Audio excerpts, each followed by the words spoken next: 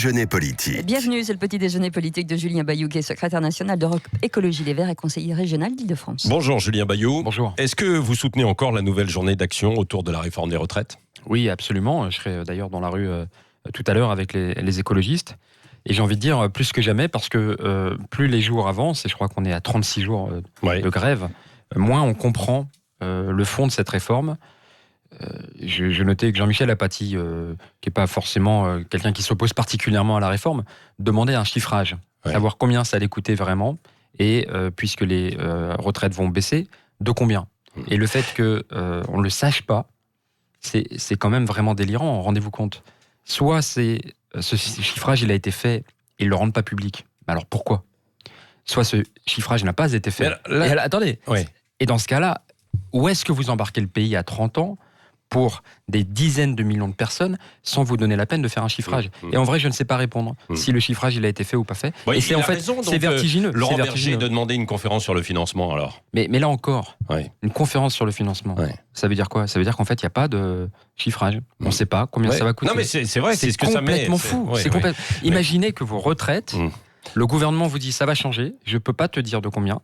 Et d'ailleurs, en vrai, je ne sais pas si c'est financé, donc peut-être que dans 20 ans, ça sera beaucoup moins. C'est complètement fou. Vous mettez en tension des dizaines de millions de personnes, profession libérale, smicards, toutes les personnes ne peuvent pas savoir si, avoir un enfant, est-ce que je pourrais lui payer les études, s'il faut faire cet investissement immobilier, est-ce que je peux me planter dans cette boîte et pouvoir en créer une derrière ? C'est inenvisageable de traiter un sujet aussi concret de manière aussi désinvolte. Oui, c'est-à-dire d'avoir des chiffres à très court terme, mais on a zéro simulateur.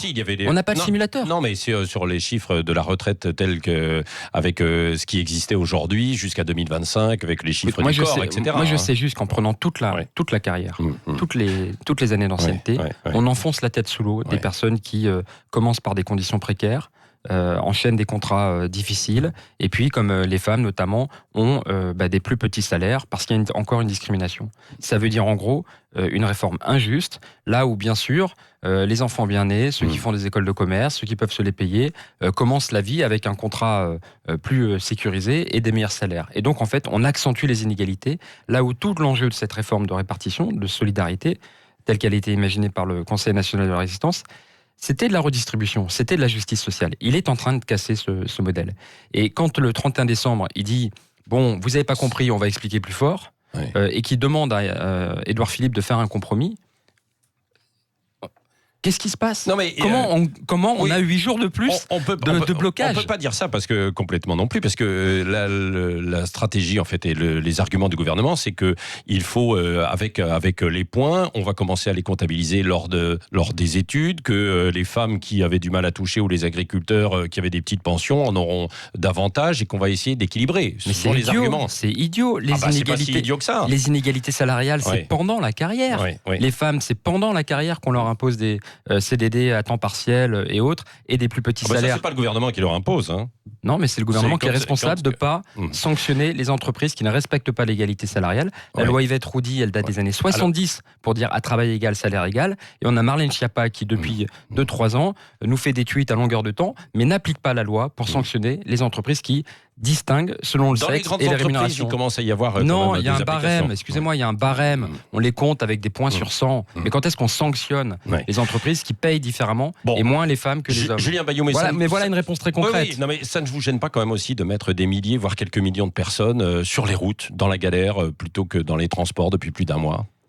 Je vais vous dire, non mais vous posez forcément cette question. Vous êtes écolo aussi, quand vous voyez les millions de voitures sur les routes. Là, je crois qu'on joue vraiment l'essentiel. C'est-à-dire que inciter, comme je pensais aux avocats là qui manifestaient hier, qui jetaient leur robe. Et encore aujourd'hui, avec Aix-en-Provence par exemple, ils seront 6000 tout à l'heure à se rejoindre. Qui jetaient leur robe avec tout le symbole que ça peut revêtir devant la garde des Sceaux.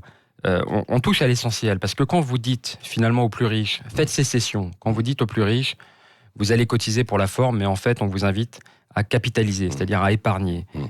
C'est vraiment la société qui se délite. Ça veut dire que demain, on vous incitera à ne plus cotiser au financement des services publics, les impôts. Donc là, on est vraiment sur l'essentiel. Permettre à une personne qui a travaillé longtemps de pouvoir aspirer au repos ensuite, et plutôt que se tuer à la tâche, littéralement. Ça, c'est l'essentiel. Voilà. Et je pense que dans notre société, on confond beaucoup l'écume, évidemment, avec l'essentiel. Et notamment le calcul politicien avec l'essentiel. Et dans cette réforme, je le maintiens, il y a un calcul politicien de la part d'Emmanuel Macron de pouvoir se dire réformateur, alors qu'en fait, il brusque le pays. Oui, un mot à propos des transports, vous n'avez pas répondu à ma question, mais en Ile-de-France, est-ce que vous appréciez le geste de Valérie Pécresse ? Non, mais le geste de Valérie Pécresse, alors qu'il va faire rembourser un mois d'abonnement du pass Navigo.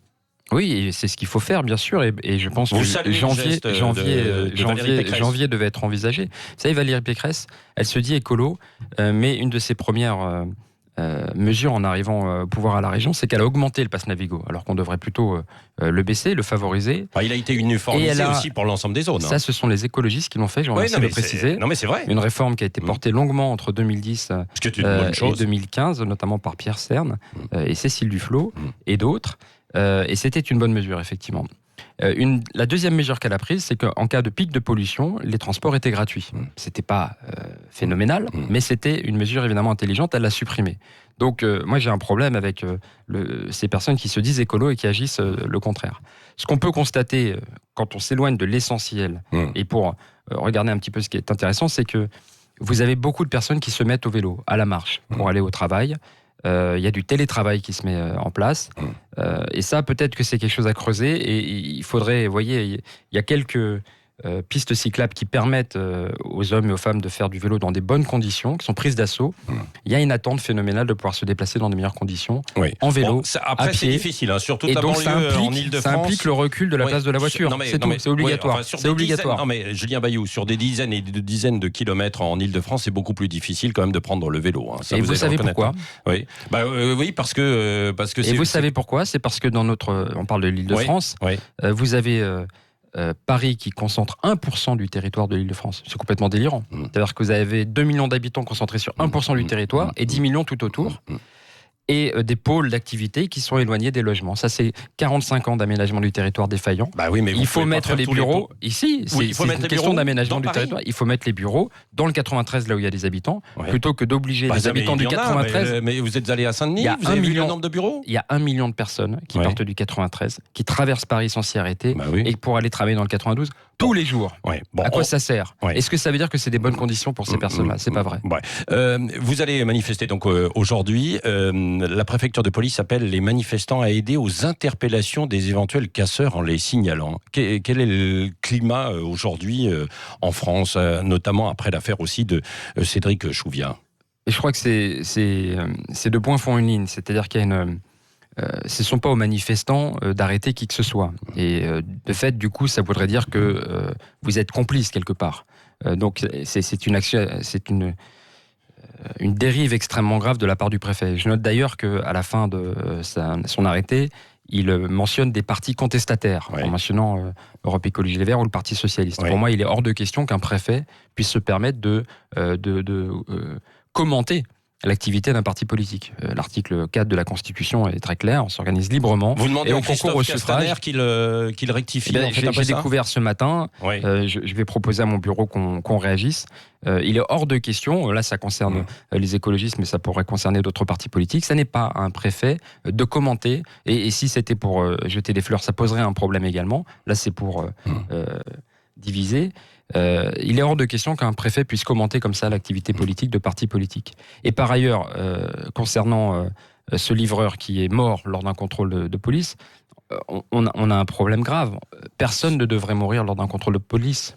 Et donc, quel que soit d'ailleurs s'il a été hargneux vis-à-vis où il a commis un outrage, on ne devrait pas mourir lors d'un contrôle de police. Et ça devrait susciter l'indignation, et le ministre de l'Intérieur aurait dû réagir. Là, sa désinvolture fait que notre société s'habitue. Après Adama Traoré, vous avez Steve Canicho, ce jeune Nantais qui est mort à l'issue de quoi ? D'une fête, une fête sur les bords de la Loire. Ça n'est pas possible. Est-ce qu'il faut interdire le plaquage ventral ? Bien sûr, bien sûr. Il n'y a pas lieu d'avoir recours à des techniques de violence quand il s'agit d'un contrôle de police.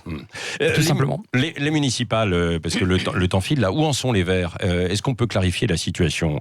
David Béliard, le candidat écolo à Paris, a tendu la main à Cédric Villani. Visiblement, vous, ça ne vous plaît pas forcément, ça. Alors déjà, il n'y a pas que Paris non, mais France, sur Paris. Et je note par exemple qu'à Bordeaux, Pierre Urmic... non, mais c'est vrai, il y a Montpellier, il y a Marseille, il y a pourrait beaucoup d'autres remporter choses. la ville, ou Montpellier. à Lyon, à Strasbourg, voilà. Sur Paris, c'est très simple. David Béliard a proposé un grand arc écologiste en disant la ville a besoin d'écologie.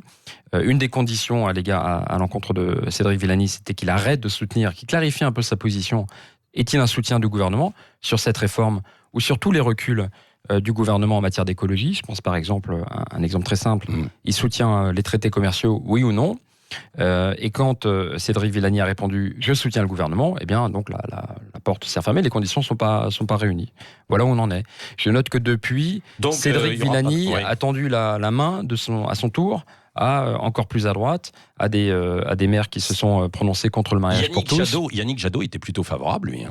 Non, Yannick, il dit exactement pareil. Il dit « nous devons nous adresser au plus grand nombre ». Pour proposer un projet écologiste. Donc il n'y aura pas d'alliance et c'était une possibilité pour certains, disait-on, de gagner, pourquoi pas la mairie de Paris. Mais je crois qu'on peut gagner la mairie de Paris. Je pense que les écologistes peuvent gagner la mairie de Paris. Anne Hidalgo alors. Le fait est que nous pouvons être devant. Vous savez qu'à Paris, ça se joue par arrondissement. Et donc le score que vous voyez au niveau global reflète. C'est un peu comme les élections américaines. Donc il y aura une alliance avec Anne Hidalgo ou pas ? Eh bien, nous serons en tête, j'espère, dans plusieurs arrondissements, et ça pourra donner un troisième tour où David Béliard peut sortir en tête. Julien Bayou, le mot de la fin. Si vous voulez l'écologie, à Paris comme ailleurs, votez écologiste, c'est très simple. Oui, Julien Bayou, le mot de la fin avec Cécile Ménibus. Et justement, on parle d'écologie, on va surtout parler de l'Australie. Ce matin, on parle d'un suicide climatique dont l'Australie serait en partie responsable, dû notamment à l'utilisation du charbon. Vous êtes d'accord avec ça ? Oui. Quand je parlais de l'essentiel, vous voyez qu'on y est, c'est-à-dire que ces méga-feux, c'est un effondrement de l'écosystème. L'île est un quasi-continent. On parle d'1 milliard maintenant d'animaux qui ont péri dans les flammes. 25 morts. 80 000 km² de terre brûlée. Voilà, je pense qu'on peut maintenant parler de situation humanitaire, c'est-à-dire que vous avez des Australiens qui sont réfugiés dans leur propre pays, des personnes qui ont tout perdu. C'est évidemment les plus vulnérables qui vont être les premiers à souffrir, et non pas les plus riches ou ceux qui ont privatisé l'eau. Parce que l'eau est une ressource rare. Et donc, ces abrutis ont réussi à le vendre à l'Arabie Saoudite. Et donc, il y a des personnes qui ont empoché des gros gains au passage. Et maintenant, cette eau, elle manque aux pompiers pour venir en secours à la plupart des habitants. Et bien sûr, c'est la faune qui en subit le pire. C'est à cause des politiques menées, en fait ? Oui, évidemment. Vous avez un Premier ministre complètement délirant, climato-sceptique, qui, alors même que son pays brûle, veut encore soutenir l'industrie du charbon, alors que l'Australie aurait tellement à gagner à investir dans les énergies renouvelables. Il y a encore quelques temps, ils envisageaient de construire un nouveau port, un terminal charbonnier, directement sur la Grande Barrière de Corail. C'est une idéologie complètement délirante et qui est en train de s'aborder le pays, s'aborder le continent. Et maintenant, c'est un risque global. Vous savez que ces fumées maintenant sont arrivées en Nouvelle-Zélande d'un côté, au Brésil de l'autre. Et en arrivant sur les glaciers, elles accélèrent la fonte de ces glaciers, puisque les suies, les cendres font que la neige réverbère moins le soleil. Donc, c'est une répercussion globale, c'est un drame absolument terrible en termes de perte d'espèces, de vie animale. C'est une sorte d'effondrement qui devrait nous alerter. C'est un coup de semonce terrible à l'échelle de la planète. Et ces méga-feux, il ne faut pas croire que c'est quelque chose d'exotique. Au Portugal, il y en a déjà. En Suède, vous avez déjà, malgré les températures, deux sortes de ces méga-feux. Et en France, en Grèce, beaucoup j'insiste aussi. sur cette réforme de l'Organisme national des forêts, le fait qu'on les transforme en usines à bois. Ces forêts, on doit les laisser vivre. Si vous en faites des monocultures, eh bien, vous vous exposez à ce type de feu. Merci Julien Bayou, secrétaire national d'Europe Écologie Les Verts, qui était l'invité ce matin de Sud Radio. Et on reviendra sur le 90 km/h qui est de retour dès aujourd'hui en Haute-Marne. Restez avec nous. 7h58. 5h10, le grand matin Sud Radio. Ford. Tu vois Teddy, avec Ford Pass Connect, tu peux ouvrir ta voiture depuis ton téléphone. Même avec le mien ?